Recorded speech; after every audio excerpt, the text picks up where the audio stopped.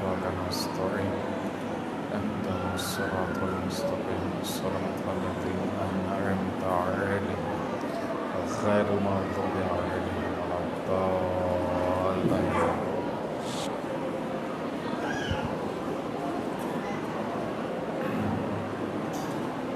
أعوذ بالله من الشيطان الرجيم. بسم الله الرحمن الرحيم. الحمد لله على ما أنعم وله الشكر على ما ألهم وهو الأول والآخر والظاهر والباطن وهو بكل شيء عليم. والصلاة والسلام على حبيبك ونجيبك وصفيك من عبادك الذي أرسلته بالهدى ودين الحق ليظهره على الدين كله ولو كره المشركون. أبي القاسم محمد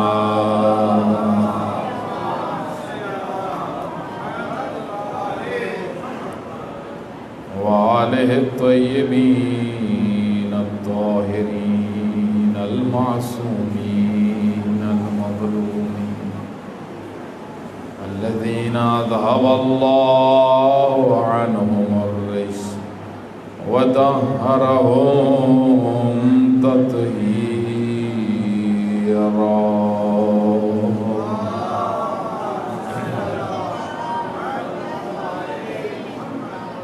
واللعنة الدائمة على أعدائهم أجمعين.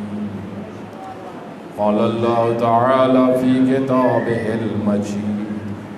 بسم الله الرحمن الرحيم. إن الدين عند الله الإسلام. صلوات پڑھ محمد وعلى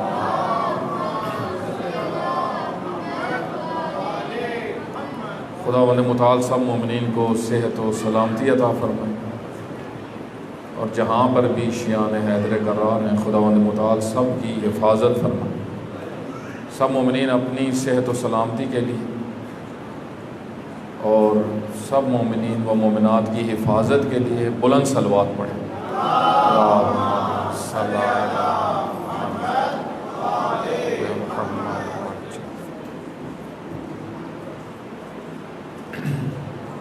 ایک اور بلند صلوات پڑھیں. تھوڑا سا اس کو ادھر کر، ادھر رکھ، ادھر لے آئیں اس کو تھوڑا سا.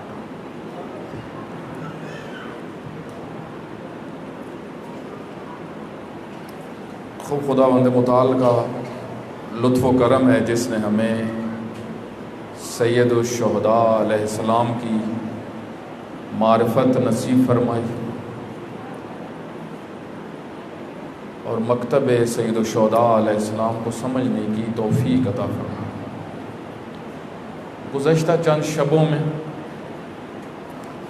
آپ کی خدمت میں ایک بڑا بنیادی موضوع کہ جس کو آج ڈسکس کرنا اور زیر بحث لانا بہت ضروری ہے. اگر ہم کربلا کو مکتب سمجھتے ہیں تو مکتب تعلیمات کا مجموعہ ہوتا ہے. مکتبی انسان وہ ہوتا ہے جو اس مکتب کو سمجھتا ہو. مکتب اسکول ہی ہوتا ہے، ایک اسکول آف تھاٹ. آپ کس اسکول کے ہو، آپ کس اسکول سے پڑھے ہو، آپ کا مکتب فکر کیا ہے، یہ انسان کی شخصیت کے اوپر بڑا اثر رکھتا ہے. انسان کے کردار اسکول سے ڈھلتا ہے. اگرچہ والدین بڑے مؤثر ہیں لیکن انسان کی شخصیت کے اوپر اس کا مکتب سب سے زیادہ گہرا اثر رکھتا ہے. اگر ہم محرم الحرام میں بھی تعلیمات سید الشہداء علیہ السلام کو نہ سمجھیں تو پھر اور کون سا موقع ہوگا جس وقت ہم تعلیمات امام عالی مقام کو سمجھیں گے؟ سید الشہداء علیہ السلام کی تعلیمات حضرت کے خطبات میں موجود ہیں، حضرت کے خطوط میں موجود ہیں، حضرت کی احادیث میں موجود ہیں۔ کسی بھی شخصیت کا مکتب جو اس کی تعلیمات کا مجموعہ ہے وہ اس کی گفتار، اس کے کردار سے سامنے آ جاتا ہے۔ اس وجہ سے اگر آج کسی نے بھی حضرت علی کو سمجھنا ہے، امیر المومنین علی ابن ابی طالب علیہ السلام کے متعلق معلومات حاصل کرنی، تو اس کے پاس کون کون سی راہیں ہیں؟ وہ کس طرح حضرت علی علیہ السلام کی شخصیت تک پہنچ سکتا ہے؟ اس کے پاس چند راہیں۔ ایک یہ کہ وہ جو حضرت علی علیہ السلام کا کلام ہے، جو حضرت کی گفتگو ہے، اس کو سمجھے، اس کو پڑھے، حضرت کی کتابیں پڑھے، حضرت کے کلام کو پڑھے۔ کلام سے شخصیت سمجھی جاتی ہے۔ المرء مخبوء تحت لسانہ، امیر المومنین علی ابن ابی طالب علیہ السلام فرماتے ہیں کسی کو بھی سمجھنا ہے تو میں آپ کو ایک رول بتاتا ہوں۔ المرء، ہر انسان، مر انسان کو کہتے ہیں، مرد کو بھی شامل ہے، عورت کو بھی شامل ہے۔ المرء مخبوء، مرد، خواتین، انسان چھپا ہوا ہے اپنی زبان کے نیچے۔ جب بولتا ہے اس کی حقیقت سامنے آ جاتی، اس کی شخصیت سامنے آ جاتی۔ تو ایک یہ کہ کلام، امام کا کلام۔ دوسرا یہ ہوتا ہے کہ آپ اس امام یا اس لیڈر یا اس رہبر کی تاریخ پڑھیں۔ اور یہ قانون صرف ایسا نہیں ہے کہ صرف اہل بیت کے مکتب سے تعلق رکھتا ہے، دنیا میں بہت مکتب ہے۔ اس ٹائم اگر آپ یورپ میں، جو لوگ یورپ کی تعلیمات سے آشنا ہیں، اگر وہ ریسرچ کریں تو یورپ میں آپ مثال دے سکتے ہیں، ہر گلی میں ایک مکتب ہے، ہزاروں اسکالرس، ہزاروں نظریہ پرداز، نظریے دینے والے،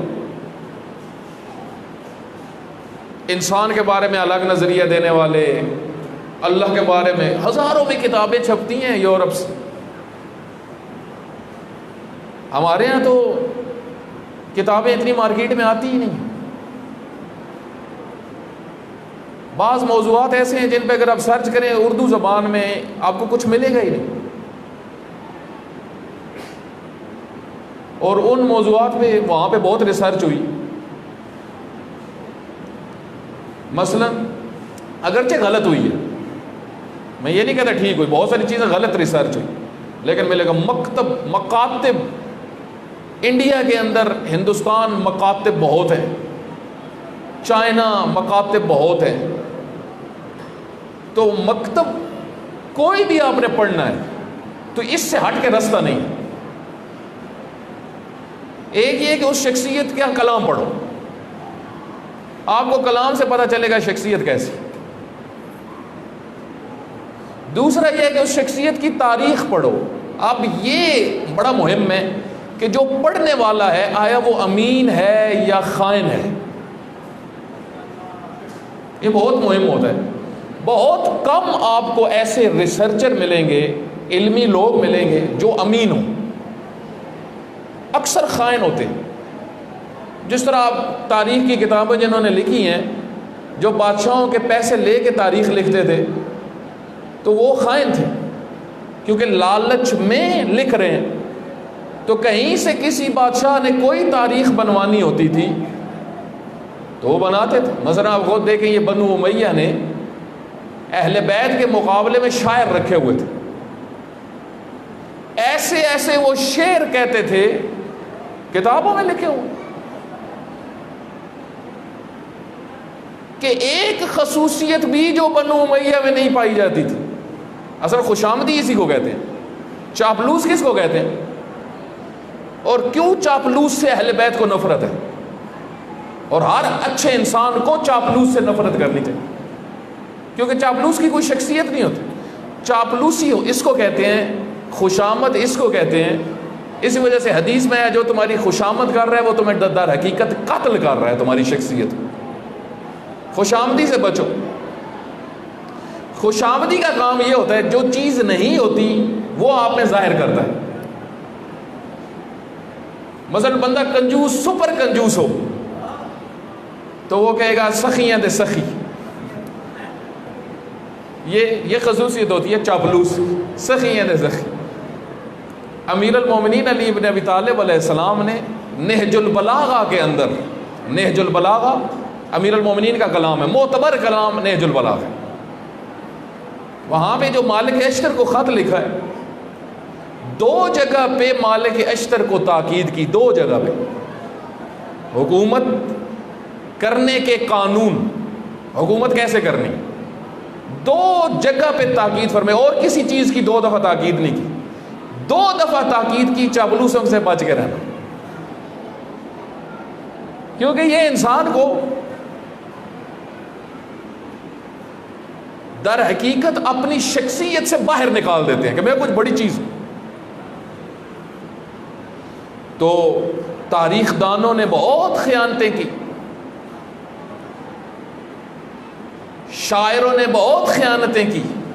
بہت سارے شاعروں نے پیسے لے کے شعر پڑھنا، فضائل کسی شخصیت کے پڑھنا. جس طرح ابھی کرائے کے خطیب ہوتے، کرائے کے خطیبوں کو آپ کسی بات پہ لگا لیں. اب یہ کتنے کرائے کے خطیب ہیں جو بنو امیہ کے فضائل پڑھ رہے ہیں، ابھی بھی پڑھتے ہیں. یزید کا جو دفاع کرتے ہیں یہ کرائے کے خطیب ہیں اکثر. اس وقت بھی کرائے کے خطیب تو کرائے کے جو خطیب ہوتے ہیں یا جو اس قسم کے تاریخ دان ہوتے ہیں ان کی کوئی حیثیت نہیں ہوتی. اصل منصف تاریخ دان،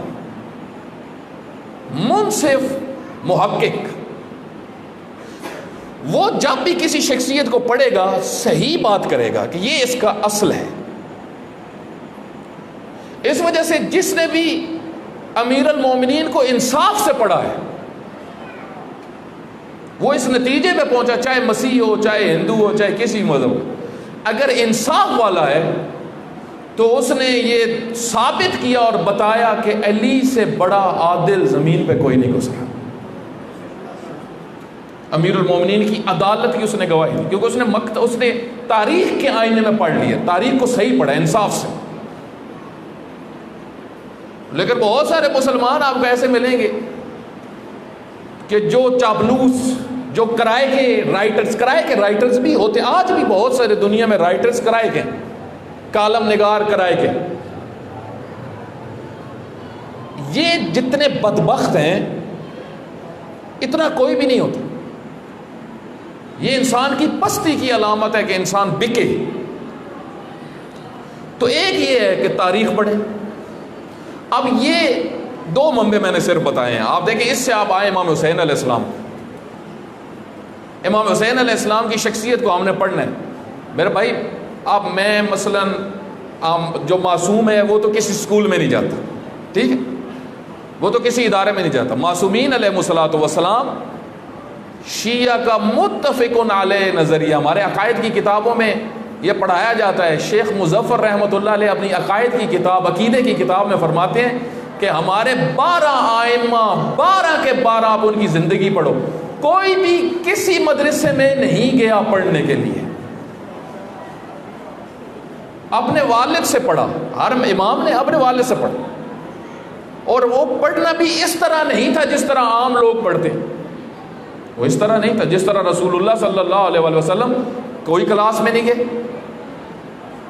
کوئی کہہ سکتا ہے کہ میں پیغمبر سے بڑا عالم ہوں، جو پیغمبر خود فرما رہے ہوں اوتی تو بے جوامع القلم، جتنا علم تھا اللہ نے مجھے دے دیا. اور پھر امیر المومنین کے متعلق فرما دیا انا مدینۃ العلم وعلی بابہ، یعنی میرا علم، اگر میں شہر علم ہوں تو دروازہ علی ہے، مطلب یعنی میرے علم تک کسی نے پہنچنا ہے تو وہ علی تک جائے۔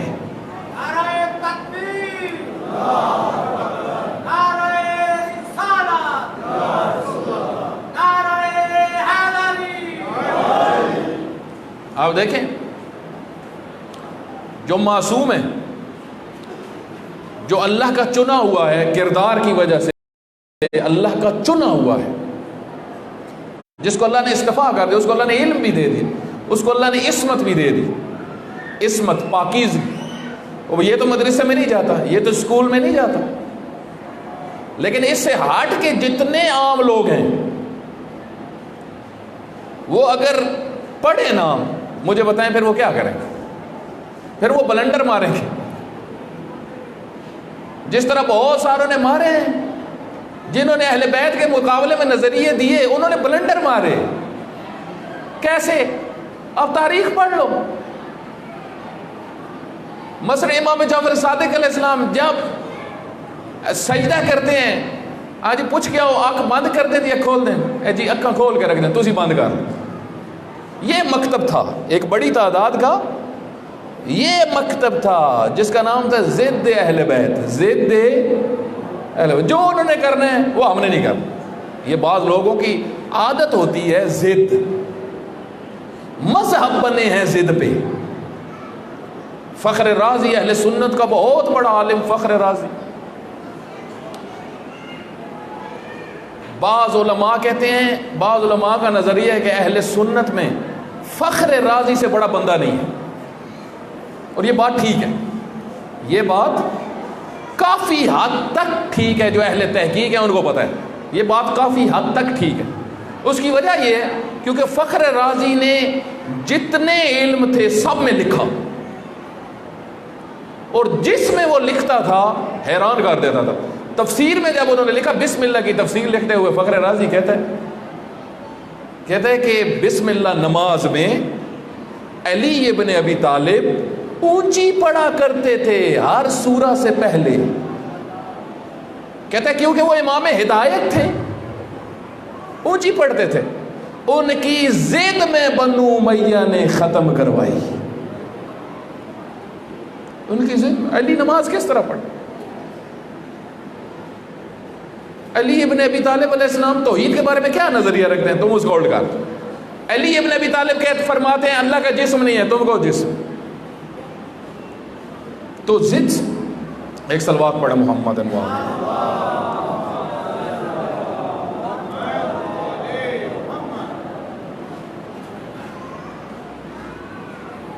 تو کسی بھی شخصیت کے مکتب کو اگر آپ نے سمجھنا ہے، اگر آپ پڑھیں گے تو سمجھ میں آئے گی، پڑھے بغیر سمجھ میں نہیں آئے۔ معصوم صرف پڑھتا نہیں ہے، بقایا کوئی دنیا میں ایسا نہیں گزرا۔ ابو علی سینا سب سے بڑا نابغہ گزرا ہے دنیا میں معصومین کے بعد۔ بعض علماء کہتے ہیں ابو علی سینا جب بھی کسی استاد کے پاس جاتے تھے، استاد کہتا تھا اس کو ہم سے زیادہ آتا ہے۔ اس وجہ سے ابو علی سینا کو کہا جاتا تھا نابغہ دہر، اور اس کے بعد شاگردوں نے اس سے یہ کہا بھی تھا کہ نبوت کا دعویٰ کر دو، لیکن نہیں کیا۔ لیکن پھر بھی ابو علی سینا نے خود ایک جگہ پہ کہا ہے کہ میں نے ارسطو کی ایک کتاب 32 دفعہ پڑھی پھر مجھے سمجھ آئی۔ مطلب ایک اتنا ذہین انسان وہ بھی پڑھ رہا ہے، اور ابو علی سینا کے بارے میں مشہور ہے کہ وہ جب پڑھتے تھے تو ایسے پڑھتے تھے کہ بازار کے درمیان میں، بعض اوقات آپ کو پتہ ہے پرانے زمانے میں جو بازار ہوتے تھے، پرانے زمانے کے بازار مثلا جو آ گئی، گندم آ گئی، ایک جگہ پہ لوگ اکٹھے آ کے شور مچا دیتے تھے، منڈی بن جاتی تھی، ادھر سے پھر لوگ چیزیں آ کے خریدتے تھے۔ تو کہتے ہیں ابو علی سینا بعض اوقات بازار میں بھی اگر بیٹھے ہوتے تھے تو پڑھنا جب شروع کرتے تھے تو ان کو پتہ نہیں چلتا تھا ارد گرد کیا ہو رہا ہے، اس طرح پڑھتے تھے۔ تو کوئی بھی غیر معصوم یہ ممکن نہیں ہے کہ وہ سمجھ جائے بغیر پڑھے۔ اسکول اسی لیے بنے ہیں، مدرسے اسی لیے بنے ہیں، ادارے اسی لیے بنے ہیں کہ کسی بھی مکتب کو سمجھنا ہے پڑھو۔ نہج البلاغہ اگر مثلاً 200 سے 250 خطبے ہیں پڑھو، الہام تو نہیں ہوگے۔ میں بیٹھ کے رات کو تسبیح شروع کروں، 14 سال میں تسبیحاں پڑھتا رہوں، مجھے نہج البلاغہ اوپر سے اتر کے آ جائے گی؟ مجھے خطبات امام حسین آ جائے گا؟ نہیں، مجھے مکتب پڑھنا پڑے گا اور انصاف سے پڑھنا پڑے گا۔ یہ بہت مہم ہے، انصاف سے میں صحیح اپنے دماغ کھول کے ایک شخصیت کو پڑھوں، پھر مجھے پتہ چلے گا یہ ہے امام حسین علیہ السلام۔ تو کل جو آپ کی خدمت میں عرض کیا تھا کہ خود خطبہ جو پہلا خطبہ کربلا میں دیا، آج اس کو آپ کی خدمت میں عرض کرنا ہے کہ سمجھیں آپ امام حسین علیہ السلام کی شخصیت کو سمجھیں، مکتب کو سمجھیں، سوچ کو سمجھیں۔ پڑھے بغیر نہیں سمجھ میں آئے گا، سمجھے بغیر نہیں آئے گی بات، مطالعہ کرنا پڑے گا، سننا اور سنانا پڑے گا۔ تو حضرت جب کربلا میں پہنچے، جو موضوع کل میں نے بیان کیا تھا وہ میں جملہ خطبے کا پڑھتا ہوں آپ کی خدمت میں، جو خطبہ دیا وہ میں پڑھتا ہوں آپ کی خدمت میں۔ اس سے پہلے ایک اور جو مطلب کل میں نے عرض کیا، امام حسین علیہ السلام نے جو تہذیب دی اس میں آزادی یہ ہے کہ اللہ کے بندے بنو، آزادی یہ ہے۔ اصل آزاد وہ ہے حسین ابن علی کے مکتب میں جو اللہ کا بندہ ہے، جو اللہ کا بندہ بن جائے گا وہ آزاد ہے۔ اور اس کے مقابلے میں جو یزیدی آزادی ہے، یزیدی آزادی جس کو آج کل یورپ بہت اٹھا کے پھر رہا ہے، اور ہمارے ہاں بھی کچھ نظر ایسا ہی آ رہا ہے، کیونکہ ہمارے ہاں جب آزادی آتی ہے تو آج بھی جو رپورٹیں آ رہی ہیں رقص ہوا لاہور میں بہت ساری جگہوں پہ۔ آزادی مطلب رقص، عیاشی، یہ آزادی یہ یزید کی میراث ہے۔ آزادی یعنی عیاشی، آزادی یعنی جو مرضی کرو، آزادی یعنی مرد عورت محرم نہ محرم کوئی تمیز نہیں، سب ختم کرو۔ یورپ نے یہ آزادی دی، لیکن پھر دینے کے بعد خود قانون بنا دیے، اپنے قانون بنا دیے، لیکن جب ادھر آئی ادھر آئی مشرق میں آئی اتنے تو پھر قانون بھی کوئی نہیں، ادھر تو کوئی قانون نہیں، ادھر تو پھر صرف تباہی ہے۔ اس کی میں بہت ساری مثالیں آپ کی خدمت میں عرض کروں گا کہ منبع وہ ہیں، گندگی کا منبع وہ ہیں، بنیاد وہ ہیں، لیکن انہوں نے قانون بنا لی، اور وہ گندگی جب ادھر آ رہی ہے تو ادھر تو قانون ہے ہی نہیں اس کو روکنے کے، اس برائی کو روکنے کے۔ تو دیکھیں کتنا آپس میں ٹکرا رہے ہیں یہ دو مفہوم آزادی کے۔ ادھر آزادی کے جو مرضی کرو، یہ آزادی ہے، اور حسین ابن علی کے مکتب میں فریڈم، آزادی کیا ہے؟ اللہ کے بندے بن جاؤ، غیر اللہ کو رد کر دو۔ اگر تم نے یہ پڑھا ایاک نعبد و ایاک نستعین، شہید مطہری رحمۃ اللہ علیہ نے جو تفسیر قرآن کی ہے، خصوصاً سورہ فاتحہ کی، بہت خوبصورت بحث کیا اس میں۔ جب آپ ایاک نعبد پہ پہنچے، خدا ہم صرف تیری بندگی کرتے ہیں، فرماتے ہیں کہ صرف تیری بندگی کا مطلب دو چیزیں، ایک یہ کہ تیرے بندے، دوسرا یہ کہ جو تجھ سے ہٹ کے کسی کو بندہ بنانے کی کوشش کرے اس کے مخالف، اس سے ٹکراؤ۔ یہ دو چیزیں۔ امام حسین علیہ السلام نے پہنچتے ساتھ کربلا اسی عبادت کے مفہوم کو بتایا اصحاب کو۔ عبادت کا مفہوم، بندہ کون ہوتا ہے اور کس کا بندہ بننا ہے، کس کا نہیں بننا۔ میں خطبہ شروع کرتا ہوں، اب صلوات پڑھیں محمد انوار۔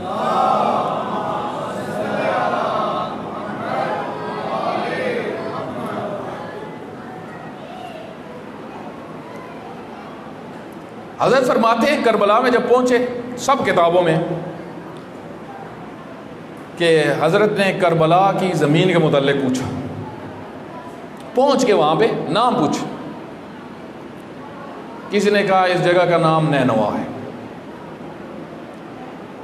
کسی نے کہا اس جگہ کا نام شاطئ الفرات ہے, کسی نے کہا اس جگہ کا نام عقر ہے, عقر. ایک نے کہا اس زمین کا نام ہے کرب و بلا. جب یہ نام آیا تو حضرت بیٹھ گئے, مٹی کو اٹھائے.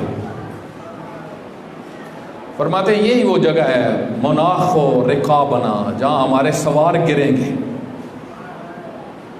وصفق دماءنا, ہمارا خون بہایا جائے گا. اور یہی وہ جگہ ہے جہاں ہمارے حرم بنیں گے, ہماری قبور بنیں گے. پھر حضرت اٹھ کھڑے ہوئے, فرمایا میرے اصحاب سنو, پہلا خطبہ کربلا میں 2 محرم الحرام جب پہنچے تو پہلا خطبہ. یہ بچوں کو کوئی کنٹرول کرے, ادھر خواتین نے اتنا شور مچایا ہوا ہے, ادھر بچوں نے اتنا شور. ایک صلوات پڑھے محمد پڑھ.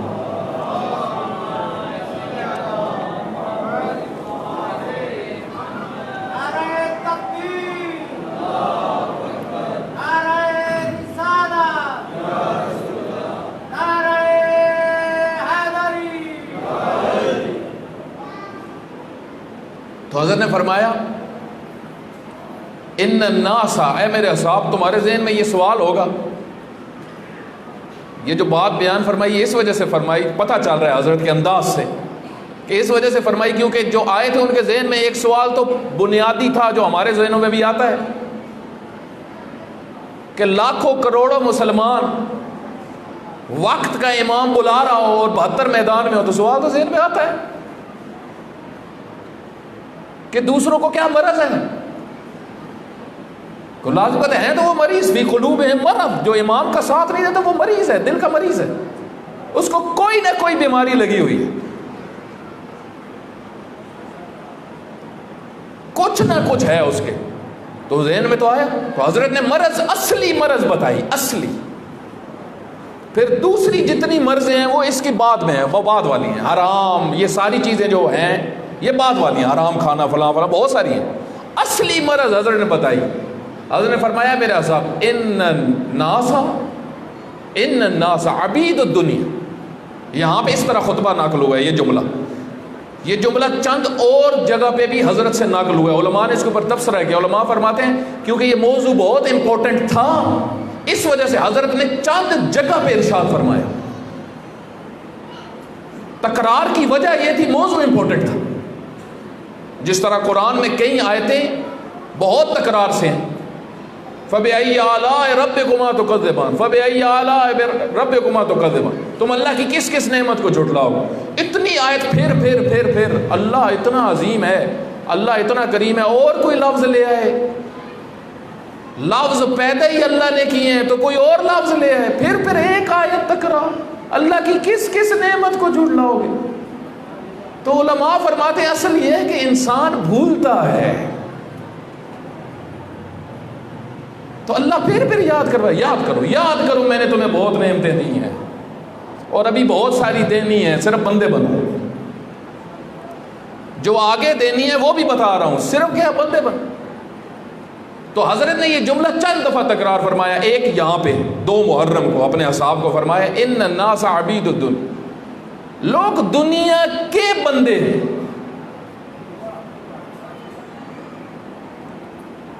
وَالدِّينُ لَائِقٌ عَلَىٰ أَلْسِنَتِهِمْ, اور یہ جو دیندار آپ کہتے ہو, یہ دیندار فلاں بھی دیندار, فلاں بھی دیندار, فلاں بھی دیندار, اور جی ساڈے محلے جتنے وہ تو نہیں آئے, وہ بھی تو بڑے دیندار. تو حضرت نے فرمایا میں تمہیں بتاتا ہوں وہ کتنے دیندار ہیں.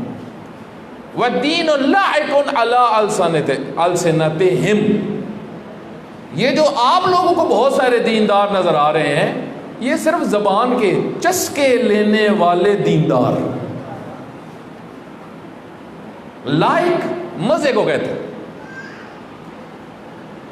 جب انسان کے سامنے کوئی مزیدار چیز آتی ہے تو منہ میں جو پانی آتا ہے, لائق. وَالدِّينُ لَائِقٌ عَلَىٰ أَلْسِنَتِهِمْ, دین ان کی زبانوں کا مزہ ہے, بس اس سے اوپر کچھ نہیں. یہ میٹنگیں کریں گے، کوفیوں نے میٹنگ پہ میٹنگ، میٹنگ پہ میٹنگ، میٹنگ پہ میٹنگ. اب تاریخ پڑھ لیں.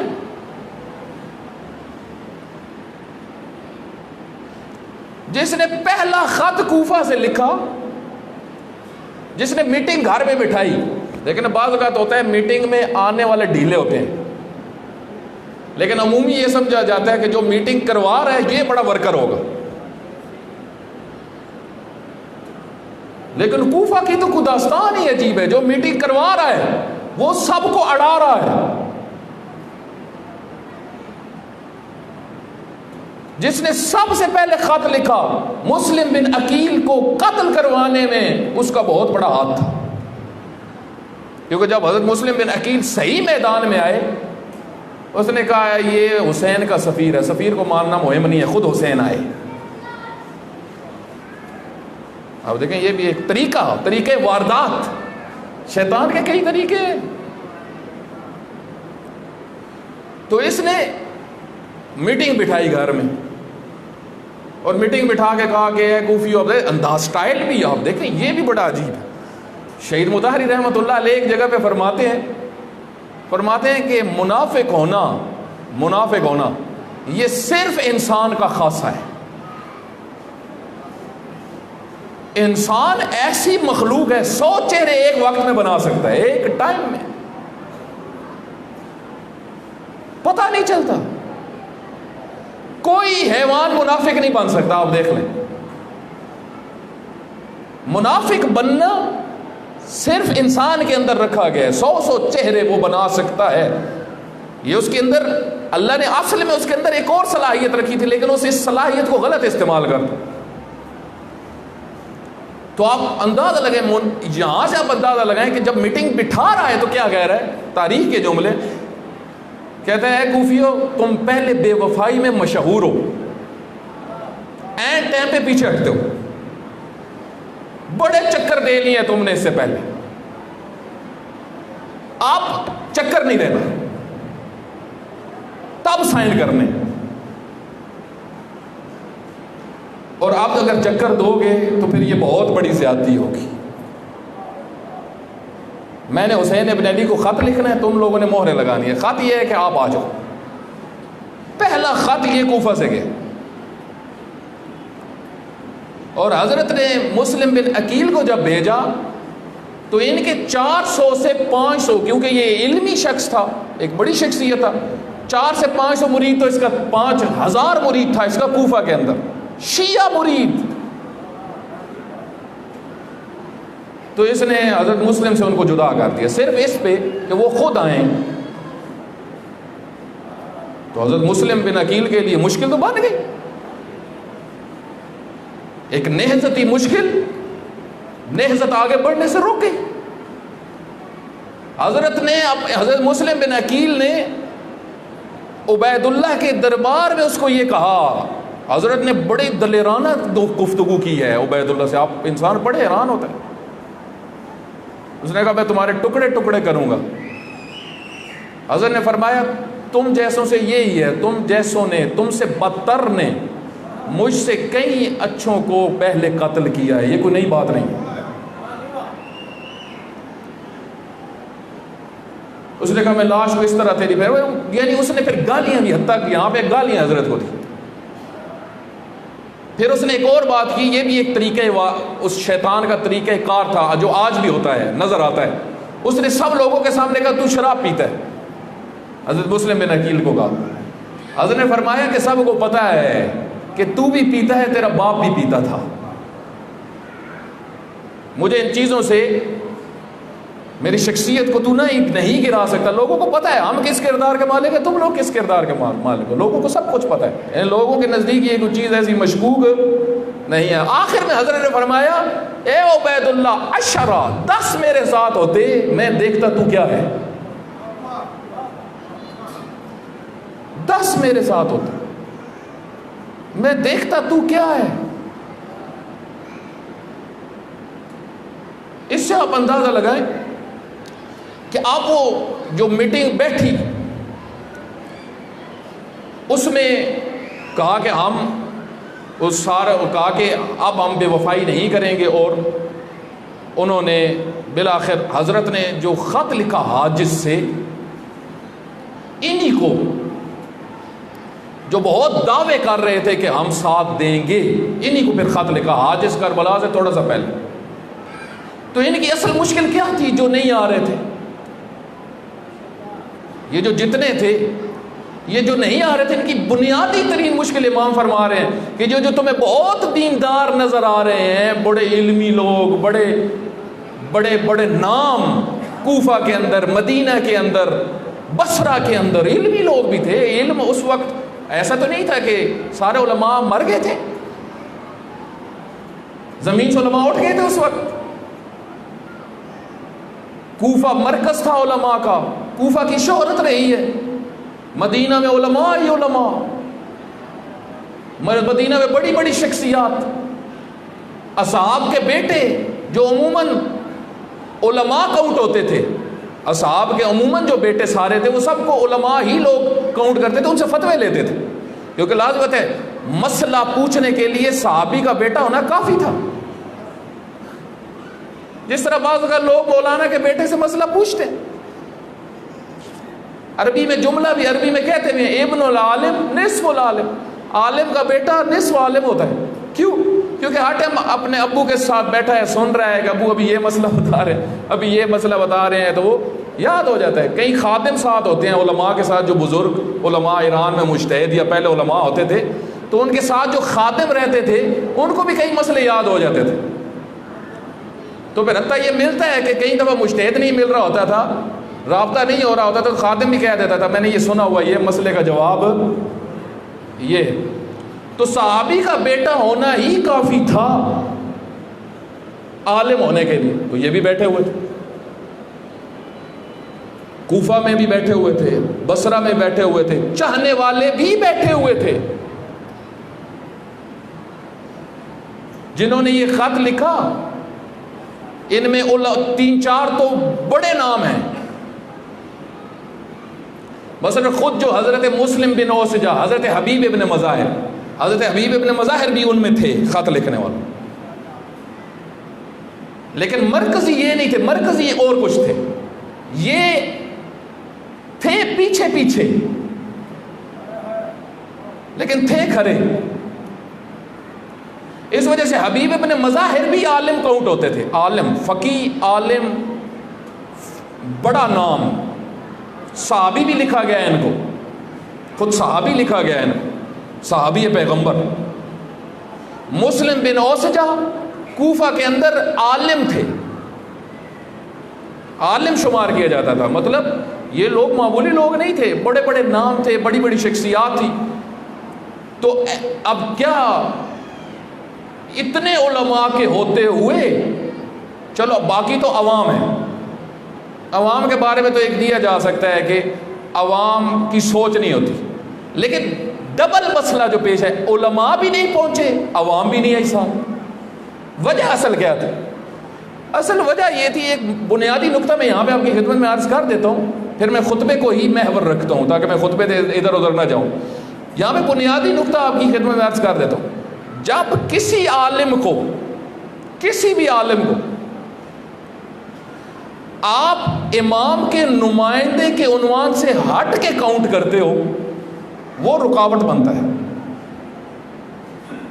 کوئی بھی عالم اگر وہ امام کا نمائندہ، امام کی فکر والا ہے، نظریے والا ہے، اس کو مہم نمائندہ کون؟ جو ان کا نظریہ رکھتا ہو، جو ان کی سوچ رکھتا. جس طرح مسلم بن عقیل کی وہی سوچ تھی جو امام حسین علیہ السلام کی تھی، سوچ میں یہ نمائندہ ہے. ممکن ہے بعض اوقات اس کا نام لکھ کے بھیجا جائے نمائندہ ہے، بعض اوقات کئی تھے جن کا نام لکھ کے نہیں بھیجا، لیکن سب کو پتا تھا یہ نمائندہ. کیوں؟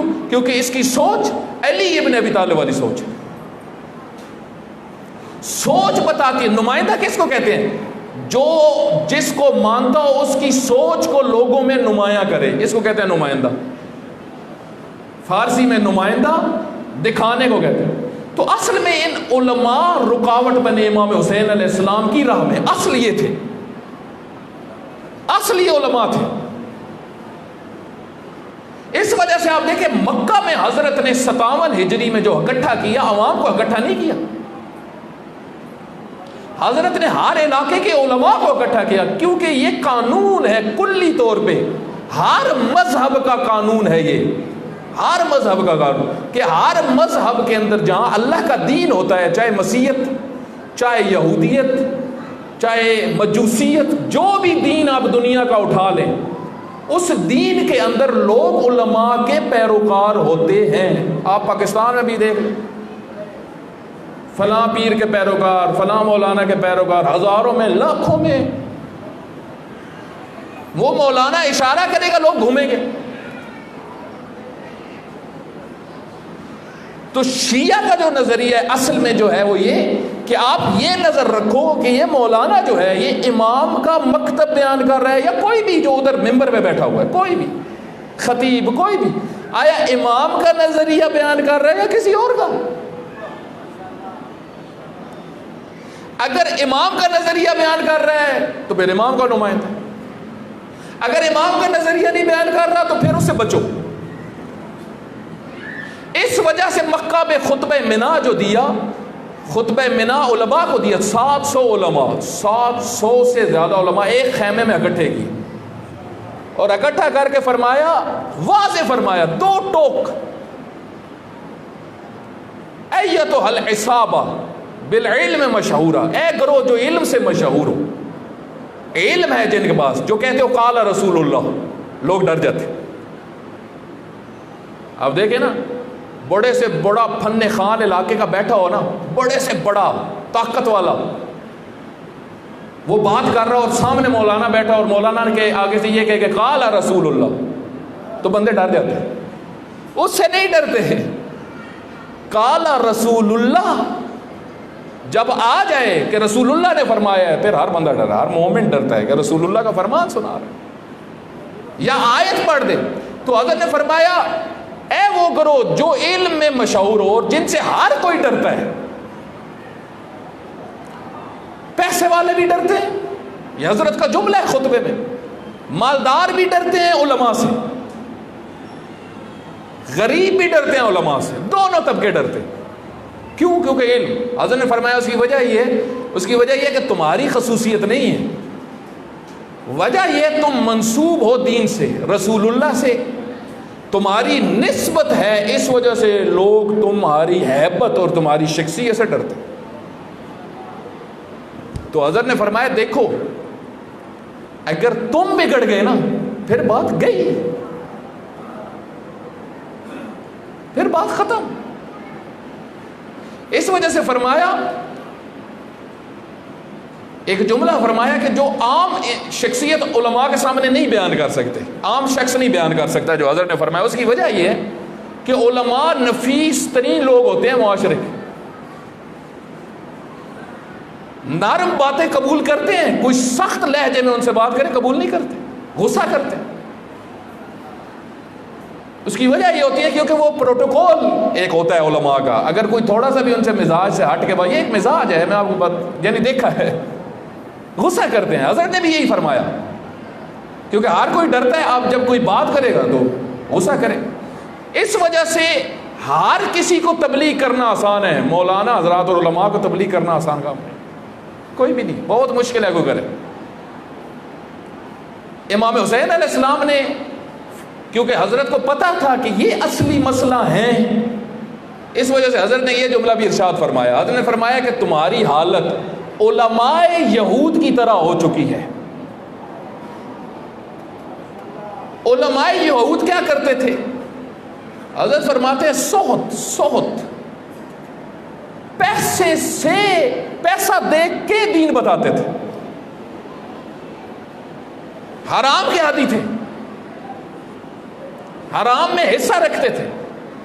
یہ سود جو شروع ہوا، یہ کنہوں نے شروع کروایا؟ سود علماء یہود نے شروع کروایا، اور پھر اس میں حصہ رکھتے تھے کہ اتنا ساٹا اتنا تھوڑا،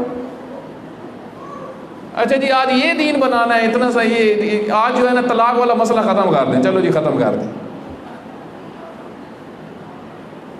اچھا جی ابھی جو ہے وہ جو نکاح پہ نکاح ہوا ہے، پہلی طلاق شرعی نہیں ہوئی، کوئی نہیں کر دو، خیر ہے، ہوتا رہتا ہے۔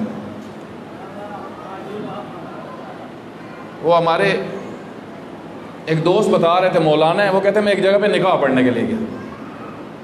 تو آپ کو پتہ ہے علماء کا یہ طریقہ کار ہوتا ہے کہ جب وہ نکاح پڑھنے لگتے ہیں تو پہلے بچی کے متعلق معلومات حاصل کرتے ہیں، خاتون کے متعلق، کہ یہ پہلے شادی شدہ تو نہیں ہے، طلاق یافتہ تو نہیں ہے.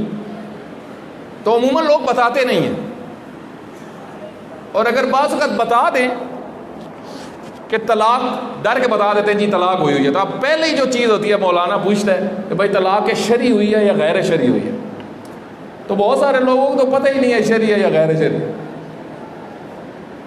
جو کورٹ سے ہوتی ہے، عدالتوں سے ہوتی ہے، یہ شرعی طلاق نہیں ہے شیعہ کے نزدیک. یہ شرعی طلاق نہیں ہے. شرعی طلاق شیعہ کے نزدیک 2 گواہ بیٹھے ہوں، 2 گواہ. نکاح میں گواہ شرط نہیں ہے، اچھی چیز ہے، گواہ ہونا چاہیے. عمومی پبلک کے سامنے نکاح ہونا چاہیے، یہ نکاح میں شرط ہے. منگنی چھپ کے کرو، حدیث میں آیا ہے. نکاح کھل کے کرو تاکہ لوگوں کو پتہ چلے.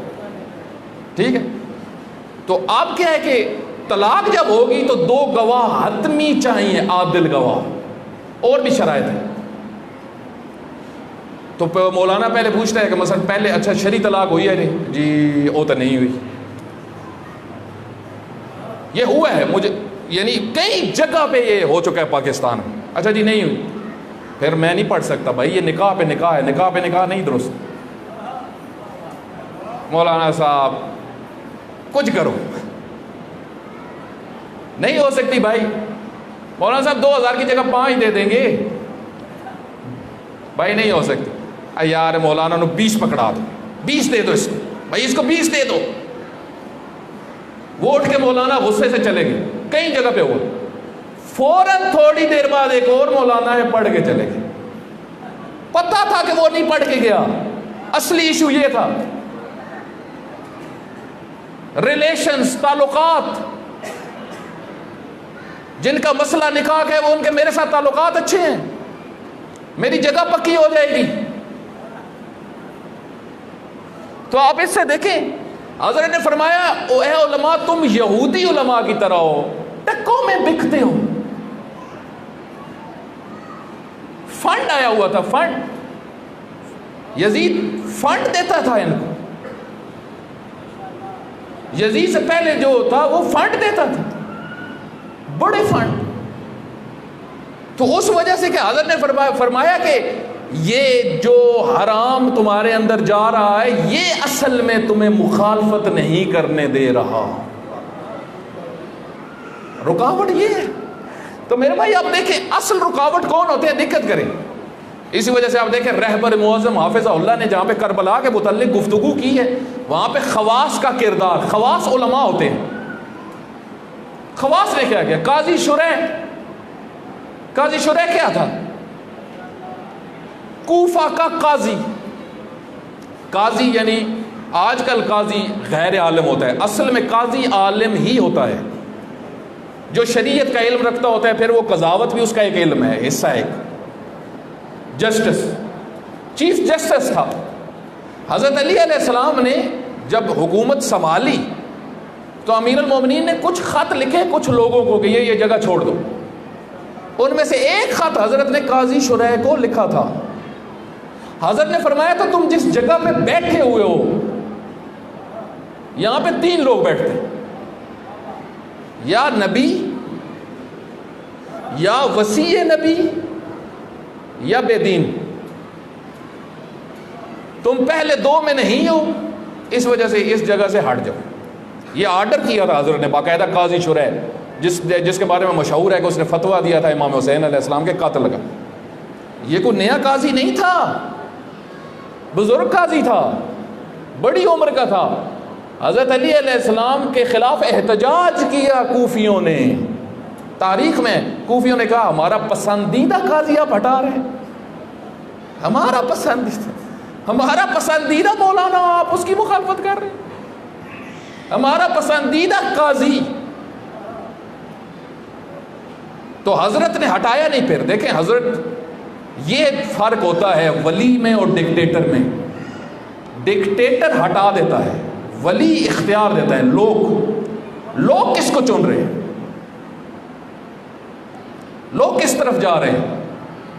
تو قاضی شریح نے میں صرف اب بات آ گئی خواص کے کردار کے علماء.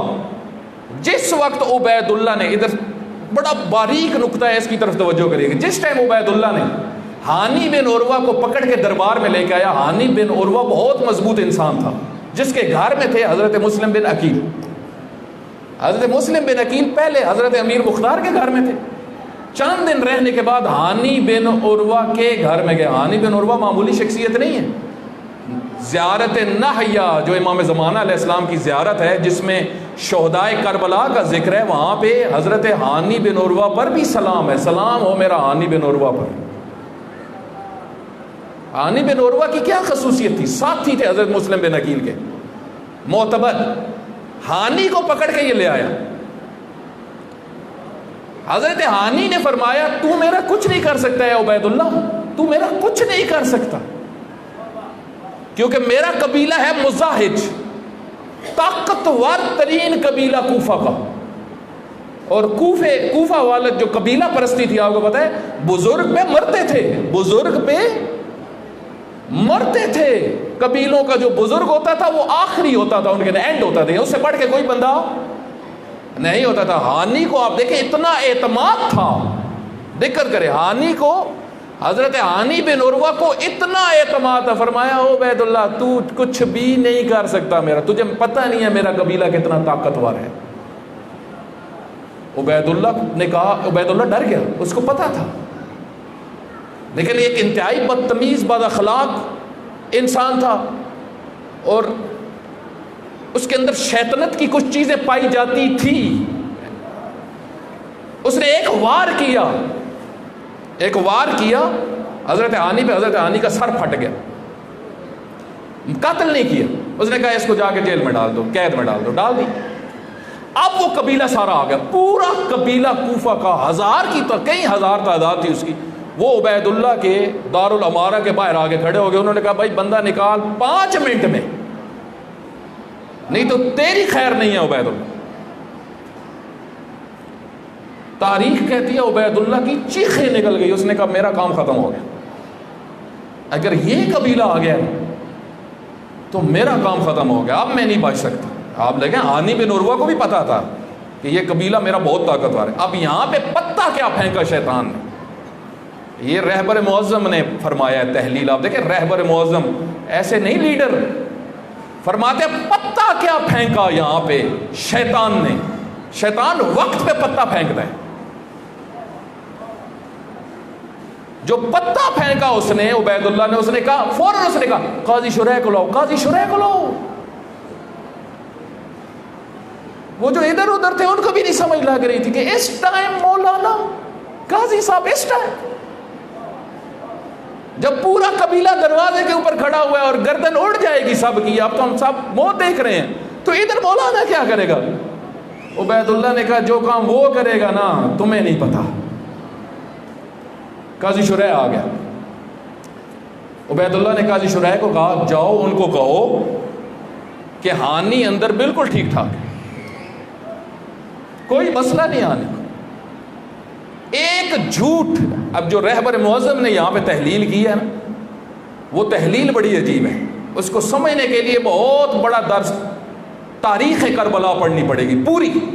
فرماتے ہیں ایک عالم کا جھوٹ, ایک جھوٹ قتل امام حسین کروا سکتا ہے. کہ اس نے ایک جھوٹ بولا اس قبیلے کے سامنے کہ ہانی ٹھیک ہے, قبیلہ ہٹ کے واپس چلا گیا, اور ساری دنیا اگر اس قبیلے کو کہتی نہ مانتے. قاضی نے کہا, انہوں نے کہہ دیا تو اپنا قاضی کا, مولانا نے کہہ دیا بات ختم. قبیلہ گیا. رہبر معظم فرماتے ہیں مسلم بن عقیل کی شکست, اور مسلم بن عقیل کی شکست در حقیقت امام حسین علیہ السلام کی شکست کا آغاز تھا, ظاہری شکست کا. کیونکہ اگر مسلم بن عقیل وہاں پہ مقتدر ہو جاتے, حکومت بن جاتی, تو بات ختم ہو جاتی. اصلی پتہ آپ دیکھیں شیطان نے جو پھینکا. تو حضرت نے امام حسین فرماتے ہیں کہ اے میرے اصحاب تم یہ دیکھ رہے ہو کہ یہ بہت بڑی بڑی شخصیات تمہیں نظر آ رہی ہیں, یہ دیندار نہیں ہے. حضرت نے فرمایا یہ دیندار نہیں ہے, یہ صرف میٹنگوں کے ہیں. وَالدِّينُ لَعِبٌ عَلَىٰ أَلْسِنَتِهِمْ, دین ان کی زبان کا مزہ ہے. اور پھر حضرت فرماتے ہیں یہودونہ ما درت معایشہم.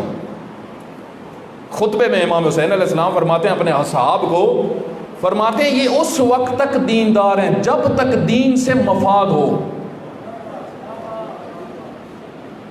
مفاد ہٹا دین ختم.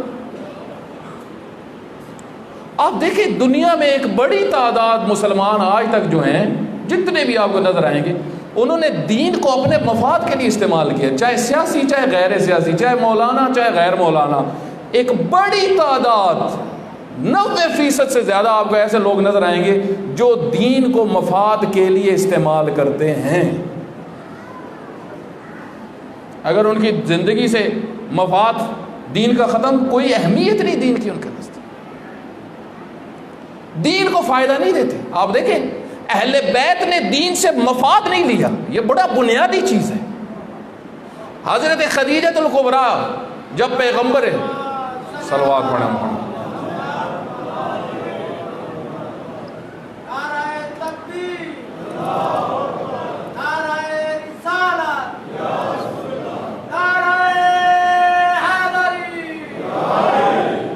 آپ دیکھیں حضرت خدیجہ الکبریٰ سلام اللہ علیہ، پیغمبر حضرت خدیجہ کا نام آتا تھا رو پڑتے تھے پیغمبر.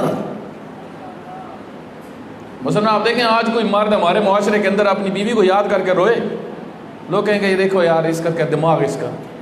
لوگ کہتے ہیں حضرت جتنا بڑا عقل مند انسان زمین کے اوپر نہیں،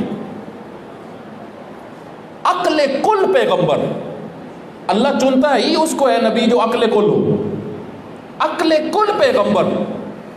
جب حضرت خدیجہ کا تذکرہ آتا تھا گری آنکھوں سے آنسو آ جاتے تھے. تو لازم بات ہے جو ارد گرد خواتین تھی، بیویاں تھیں، وہ پوچھتی تھی یا رسول اللہ اتنا روتے ہیں خدیجہ کا جب ذکر آتا ہے. ایک جملہ فرماتے تھے خدیجہ نے اس وقت میرا ساتھ دیا ہے جب لوگوں نے مجھے چھوڑا تھا، اس وقت.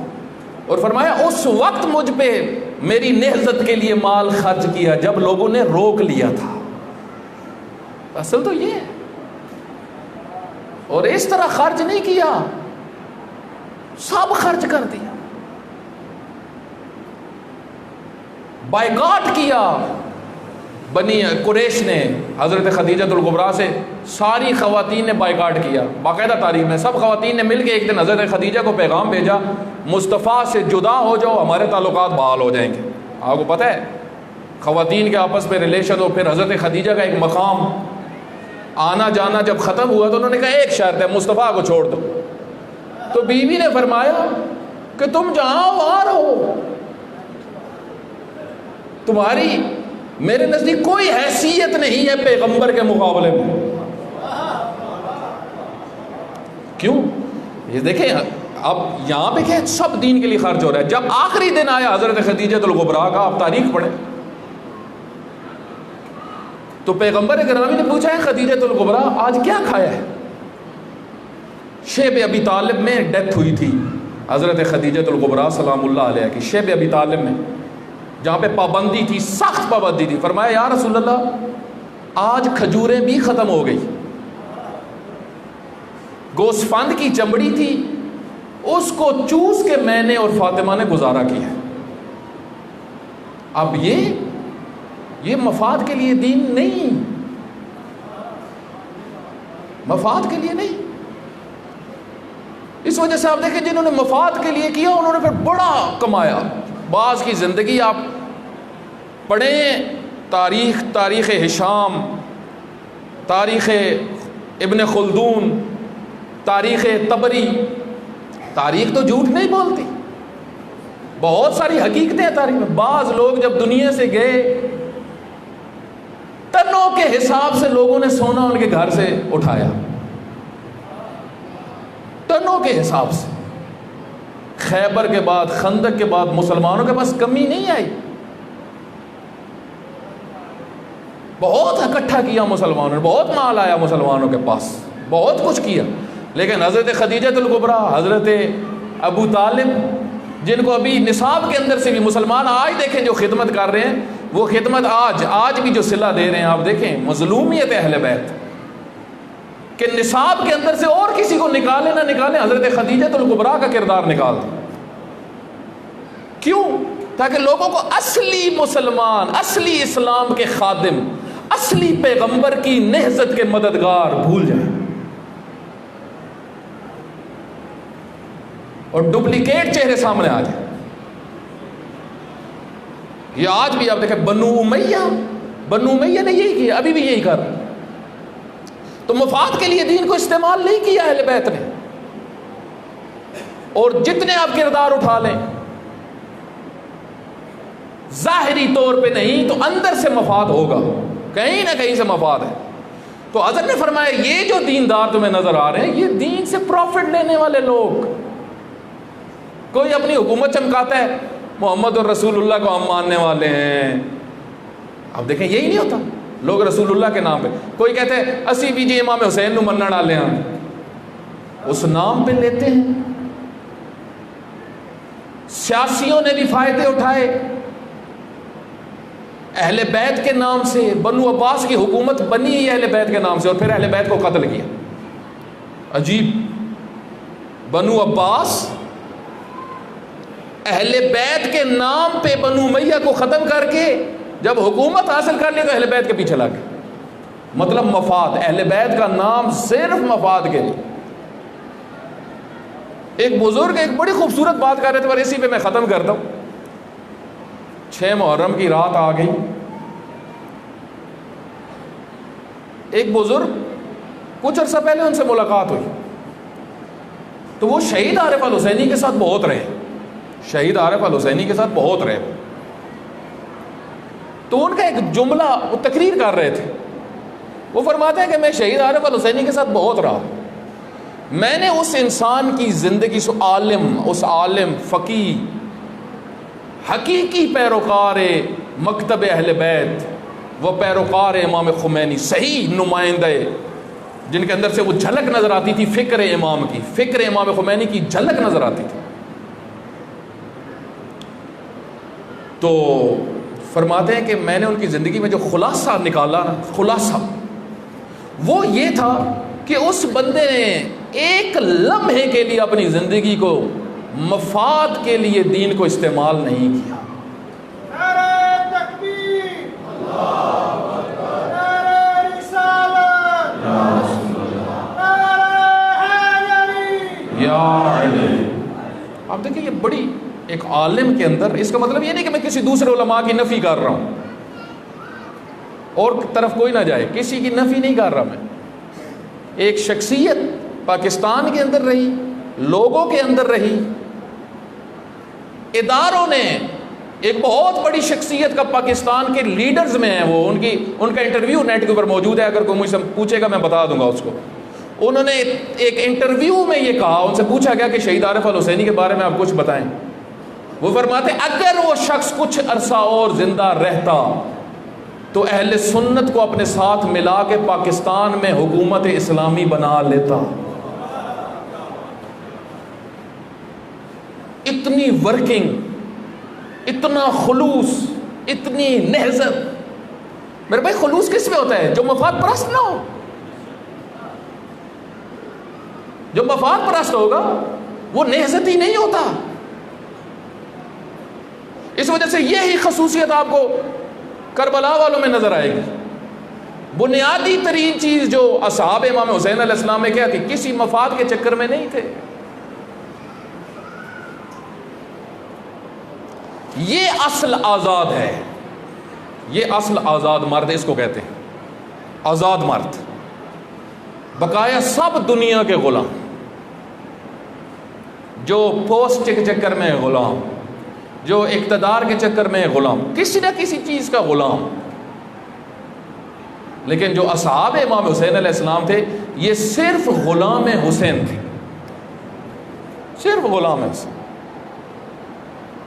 انہوں نے اپنے آپ کو امام کے سامنے پیش کر دیا کہ مولا ہمارا اختیار آپ کے پاس ہے، ہمارا فیصلہ آپ کریں، ہماری جانوں کا فیصلہ آپ کے حوالے۔ یہ ہے امامت کو قبول کرنا، یہ ہے امامت کے نظریے کو قبول کرنا، یہ ہے یعنی ہماری جانوں کا فیصلہ آپ کریں، ہم نہیں کریں، ہمارے بچوں کا فیصلہ آپ کریں گے، آپ نہیں کریں گے۔ اور سید الشہداء علیہ السلام نے وہ جنہوں نے میٹنگ کی تھی، جو ان کو خط لکھا حاجز سے، وہ میں اس کا جملہ پڑھ کے پھر مصیبت کی طرف آتا ہوں۔ یہ خط میرے پاس کتاب موجود ہے، اس سے جو جس کو چاہیے وہ میں نکال کے دے سکتا ہوں۔ حضرت نے فرمایا ان لوگوں کو خط لکھا، فرمایا تم نے یہ کہا تھا آپ آ رہے ہیں ہم بھی آ رہے ہیں، تم نے کہا تھا آپ نکل پڑے ہیں ہم بھی نکل پڑے۔ حضرت فرماتے ہیں میں تو نکل پڑا ہوں اور بچوں کے ساتھ نکلا ہوں، نہ تم آئے ہو نہ تمہارے بچے نظر آ رہے ہیں، نہ تم نہ تمہارے بچے۔ وَلَكُمْ فِيَّ أُسْوَةٌ، حالانکہ میں تمہارا رہبر ہوں، رہبر کو دیکھ کے وہی عمل کرنا چاہیے جو رہبر کر رہا ہے۔ اگر مجھے رہبر بنایا ہوتا تم نے تو یہ نہ ہوتے۔ آخر میں حضرت لکھتے ہیں سَيُغْنِيكُمُ اللَّهُ، اللہ مجھے تم جیسوں سے دور رکھے، غنی کرے، تم جیسوں سے اللہ مجھے غنی کرے، تم جیسوں کی مجھے ضرورت ہی نہیں ہے۔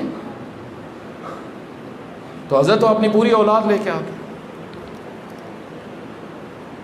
حضرت چند جملے میں نے، ایام شہادت شروع ہو گئے، عاشورہ قریب آ گئی، بہت ساری شخصیات جن کا ذکر لیکن نہیں کیا جا سکتا۔ آج میں نے چند جملے سید الشہداء علیہ السلام کے کم سن علی اصغر کا کرنا ہے۔ 6 محرم کی رات ہے، مقتل کے جملے کہ جس وقت سید الشہداء علیہ السلام تنہا رہ گئے، جب تنہا رہے نا سید الشہداء علیہ السلام، استغاثہ بلند کیا، حل من ناصر ینصر، حل من ذاب یذب عن حرم رسول اللہ، کوئی ہے جو رسول کی حرمت کو بچائے، کوئی ہے جو مجھ حسین کی نصرت کرے۔ بعض علماء کہتے ہیں یہ استغاثہ معصوم کا سن کے چرند پرند ہلے کہ حسین ناصر مانگ رہا ہے۔ کہتے ہیں کہ خیمے سے جب بیویوں نے یہ استغاثہ سنا نا تو بیویوں کے رونے کی آواز خیمے سے بلند ہوئی۔ سید الشہداء علیہ السلام خیمے پہنچے، حضرت ام کلثوم خیمے کے سامنے آئی، حضرت امام حسین نے پوچھا، مولا نے پوچھا کیوں بیویاں رو رہی ہیں؟ ارتفعت اصوات النساء بالعویل، بیویوں کی اونچے اونچے رونے کی دردناک آواز آئی۔ پوچھا کیوں رو رہی ہو؟ کہا آپ کا یہ بیٹا علی اصغر 3 دن سے پیاسا ہے، اے ابا عبداللہ اس کے لیے کچھ پانی کا انتظام کریں۔ کہتے ہیں حضرت نے اس بچے کو اپنی گود میں لیا، گود میں لے کے اب اشقیاء کا رخ کیا۔ ماں بھی دیکھ رہی تھی، بہن سکینہ بھی دیکھ رہی تھی۔ شاید اس وجہ سے بہن نے اجازت دے دی کیونکہ ذہن میں شاید یہ ہو کہ علی اکبر تو جوان تھا، اس کو تو پانی نہیں ملے، یہ تو بچہ ہے، اس کو تو پانی دے دیں گے۔ لیکن میں کہوں گا اے بی بی دو عالم، یہ انسان تو نہیں تھے، آپ کو بھی علم تھا، لیکن ہر بہن کو محبت ہوتی ہے اپنے بھائی کے ساتھ۔ تو اس ذہن سے شاید سکینہ بھی انتظار میں تھی کہ ابا عبداللہ میرے بابا حسین ابن علی بھیا کو لے کے جائیں گے۔ اب جب امام جاتے ہیں مقتل کی طرف، کہتے ہیں دشمن جو سامنے ایک بڑی تعداد میں کھڑے ہوئے تھے تو ایک دوسرے سے بات کرنے لگے، اب حسین کیا لے کے آ رہا ہے؟ کہیں حسین قرآن تو نہیں اٹھا کے لے کے آ رہا، واسطہ تو نہیں دینے لگا۔ اس وقت میرے مولا نے فرمایا ایک جملہ، یا قوم، اے قوم اشقیاء، ان لم ترحمونی فرحموا علی ھذا الطفل، اگر مجھ پہ رحم نہیں کرتے تو اس کم سن پہ تو رحم کر۔ جب یہ استغاثہ بلند کیا تو اشقیاء میں گفتگو شروع ہو، پھر ایک اور دردناک جملہ فرمایا دیکھتے رہی کیف یتلذا، دیکھتے نہیں ہو کس طرح میرا یہ کم سن علی اصغر یتلذا، عربی میں اس مچھلی کو کہتے ہیں کہ جس کی آخری حالت یہ ہوتی ہے، مچھلی کو جب پانی سے نکالا جاتا ہے اس کی 3 حالتیں ہوتی ہیں۔ پہلی حالت یہ ہوتی ہے کہ وہ جب پانی سے نکلتی ہے تو تڑپتی ہے، کبھی ایک طرف جاتی ہے کبھی دوسری طرف جاتی ہے۔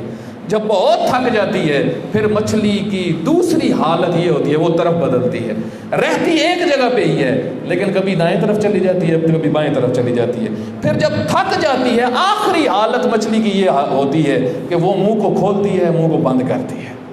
اس حالت کو عرب جب دیکھتے ہیں وہ کہتے ہیں یتلذا، مچھلی منہ کھول رہی ہے اور مچھلی کو حضرت نے فرمایا دیکھتے نہیں ہو اے اشقیا، میرا علی اصغر کبھی منہ کھولتا ہے کبھی بند کرتا ہے پیاس کی شدت کی وجہ سے۔ جب یہ جملہ سنا کہتے ہیں ہلچل مچی۔ وہ کہتے تھے، دشمن کہتے تھے بچہ ہے، بچے کو پانی کچھ کہتے تھے دے دینا چاہیے۔ کہتے ہیں عمر سعد تک جب یہ بات پہنچی ابن سعد نے کہا یہ تو میرے خلاف کھڑے ہو جائیں، ہو سکتا ہے۔ تو اس ملعون نے ایک جملہ کہا، علماء فرماتے ہیں یہ وہ جملہ تھا جس نے رباب کی گود کو اجاڑ دیا۔ اقطع کلام الحسین یا حرملہ، اقطع کلام الحسین، اے حرملہ حسین کے کلام کو قطع کرو۔ کہتے ہیں اب تیر کا اٹھانا تھا۔ بعض علماء سے میں نے سنا ہے وہ فرماتے ہیں کہ وہ تیر اس نے اٹھایا جو انسانوں کے لیے استعمال نہیں ہوتا تھا۔ اس کی وجہ یہ کہ اس کو پتا تھا حسین ابن علی کے ہاتھ میں ہے یہ بچہ۔ اس نے جب تیر رکھا نا، یہاں پہ میرے استاد محترم ایک بڑا خوبصورت جملہ، دردناک جملہ پڑھ رہے تھے۔ وہ فرماتے ہیں جب تیر کو اٹھایا نا تو ہاتھ سے اس کے کانپے، جب اس کے ہاتھ کانپے حرملہ کے تو ابن سعد نے کہا او حرملہ تو عرب کا بڑا تیر انداز ہے، تیرے ہاتھ کیوں کانپ رہے ہیں؟ جب یہ جملہ اس نے کہا نا، حرملہ کہتا ہے تو حسین کو دیکھ رہا ہے، میں حسین سے پیچھے ایک مستور کو دیکھ رہا ہوں۔ وہ دیکھ وہ مستور۔ اب کہتے ہیں تیر کا چلنا تھا، ذبح من الاذن الی الاذن، ایک کان سے دوسرے کان تک علی اصغر کو ذبح کر دیا۔ ایک بہت بڑی شخصیت یہاں پہ بڑا دردناک جملہ پڑھ رہے تھے، کہتے ہیں اب تیر لگا امام حسین کے بازو کو، اگر یہ تیر بازو کو نہ لگتا تو جدھر تیر جاتا ادھر علی اصغر جاتے، جدھر تیر جاتا ادھر علی اصغر جاتے۔ اب امام حسین، امام باقر علیہ السلام فرماتے ہیں سید الشہداء علیہ السلام کے ہاتھوں پہ وہ خون آیا، اب خون کو زمین کی طرف پھینکنے کا ارادہ کیا، زمین نے انکار کر دیا، پھر آسمان کی طرف پھینکا، امام فرماتے ہیں خون کا ایک قطرہ بھی واپس نہیں آیا۔ اب اس حالت میں سید الشہداء کھڑے ہیں مقتل کے اندر، منظر دیکھیں۔ پھر خدا کی طرف خطاب کر کے فرمایا سید الشہداء نے، اے خدایا گواہ رہنا، تو دیکھ رہا ہے یہ ظالم میرے ساتھ کیا کر رہے ہیں۔ اب علی اصغر کو اٹھا کے آ رہے ہیں خیمے کی طرف، اس خیمے کی طرف جہاں بہن بھی سامنے کھڑی ہوئی ہے، ماں بھی موجود ہے۔ اسی وجہ سے آپ عاشور والے دن ایک عمل کرتے ہیں، وہ عمل کیا ہے؟ آگے بڑھنا پھر واپس آنا، پھر بڑھنا پھر واپس آنا، پھر بڑھنا پھر واپس آنا۔ یہ وہ منظر تھا جب سید الشہداء علیہ السلام علی اصغر کو لے کے کبھی خیمے کی طرف جاتے تھے پھر واپس آتے تھے، پھر خیمے کی طرف جاتے تھے پھر واپس آتے تھے، بالآخر خیمے کے اندر نہ گئے، خیمے کے باہر پشت پہ چلے گئے، پشت پہ جا کے ایک ننھی سی قبر بنانا شروع کی۔ جب ننھی سی قبر بنائی اب ارادہ کیا اس بچے کو دفن کریں۔ مجھے بتائیں دنیا میں آپ نے دیکھا ہے کوئی باپ اپنے بچے کو خود دفن کر رہا ہو؟ کتنے مظلوم ہو گئے حسین ابن علی، ماں بھی پاس کھڑی ہوئی ہے، باپ دفن کر رہا ہے، لیکن وہاں بات یہاں تک ختم نہیں ہوئی۔ کہتے ہیں جب عاشورہ کی صبح ہوئی، علی اصغر کو ایک دفعہ قتل نہیں کیا گیا، جب عاشورہ کی صبح ہوئی ملعون ابن سعد نے کہا اے لوگو، اے قتل کرنے والوں، سب کی لاشیں تو نظر آ رہی ہیں، وہ جو بچہ قتل کیا تھا وہ کدھر ہے؟ وہ جو بچہ قتل کیا تھا وہ کدھر ہے؟ کہتے ہیں ایک ملعون بولا، اس نے کہا میں نے اپنی آنکھوں سے دیکھا حسین خیمے کے پیچھے کچھ چھپا رہا تھا، میں نے اپنی آنکھوں سے دیکھا حسین خیمے کے پیچھے کچھ چھپا رہا تھا۔ اب وہ منظر کیسے برداشت کیا ہوگا بیویوں نے جو 11 محرم کو سامنے کھڑی ہوئی تھی۔ اب ابن سعد نے کہا ڈھونڈو اس بچے کو۔ اب کیسے ڈھونڈتے مجھے بتائیں، جو بچہ زمین کے نیچے ہو اس کو کیسے ڈھونڈا جائے؟ کہتے ہیں خنجر ہاتھ میں اٹھائے، تازے خنجروں کا اٹھانا تھا، اٹھا کے زمین میں مارنا شروع کیا، مارتے گئے۔ ایک وقت وہ بھی آیا کہ نیزہ زمین میں لگا، واپس خالی نہیں آیا، علی اصغر کی لاش کے ساتھ واپس آیا، اور پھر سر بھی جدا کیا گیا، علی اصغر کے سر کو اٹھایا گیا، لیکن پھر بھی اب بات یہاں تک ختم نہیں ہوئی، اب لاش ساتھ ساتھ اٹھا کے پھر رہے۔ بس چند جملے، ذاکر صاحب بھی آگے، جب بھی میں حضرت علی اصغر کا مسائل پڑھتا ہوں ساتھ اس بی بی کا بھی ذکر کرتا ہوں جس کے 2 ہی بچے تھے، ایک علی اصغر اور دوسرا حضرت سکینہ۔ علی اصغر تو ادھر ہی دنیا سے چلے گئے. مجھے بتائے دنیا کے ایک دستور ہے, جب بھی کسی خاتون کا شوہر دنیا سے چلا جاتا ہے اس کی ساری نظر اپنے بچوں کے اوپر ہوتی ہے, یہ بڑے ہوں گے میرا سہارا بنے. حسین ابن علی جیسا امام سامنے قتل ہو گیا. ایک بیٹا تھا جس کا نام علی اصغر تھا, وہ کربلا کے میدان میں شہید ہو گیا.